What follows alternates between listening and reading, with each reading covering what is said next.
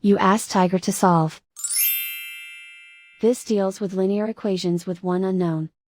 The final result is z equals 9. Let's solve it step by step. Simplify the expression. Expand the parentheses.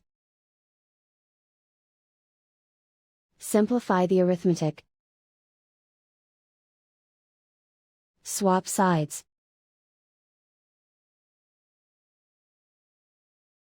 Group all constants on the right side of the equation. Add 21 to both sides. Simplify the arithmetic.